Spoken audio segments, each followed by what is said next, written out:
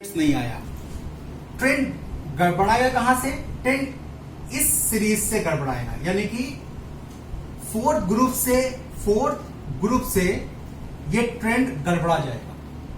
क्यों गड़बड़ा जाएगा? जिरकोनियम ऊपर से यहां तक थर्ड से फोर्थ आने पर एटॉमिक रेडियस इंक्रीज करेगी, लेकिन फोर्थ से फिफ्थ आने पर एटॉमिक रेडियस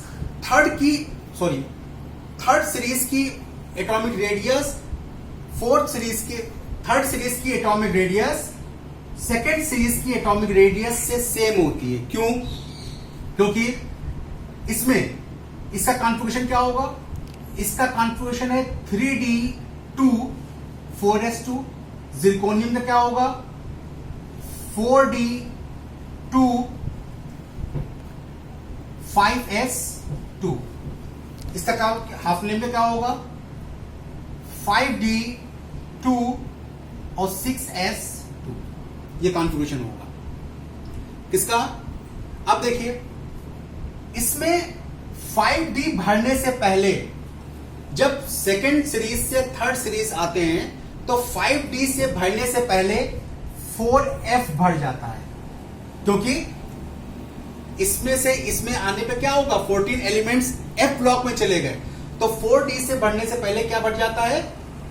5d से भरने से पहले क्या भर जाता है? 4f भर जाता है। अब देखिए, ये न्यूक्लियस,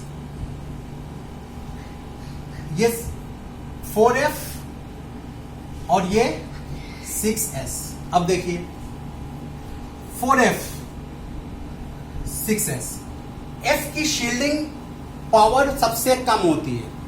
इसका मतलब यह है कि ये आउटर इलेक्ट्रॉनों को न्यूक्लियस के अट्रैक्शन से नहीं बचा पाएगा। तो क्या होगा?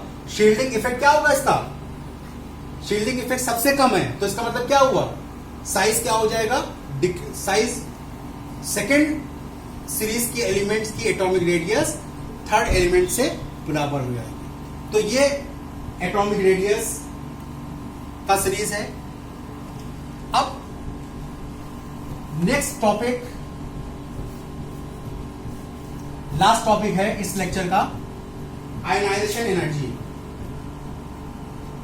आयनाइजेशन एनर्जी क्या होती है? फर्स्ट टाइम पढ़ा होगा आपने।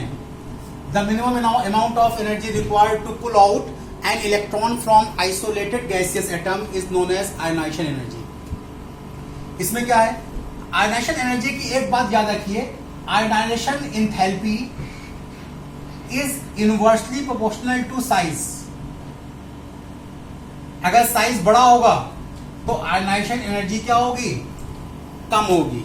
साइज बड़ा तो आयनाइजेशन एनर्जी कम। साइज अगर कांस्टेंट हो जाए तो दूसरा फैक्टर लागू होगा, Z इफेक्टिव।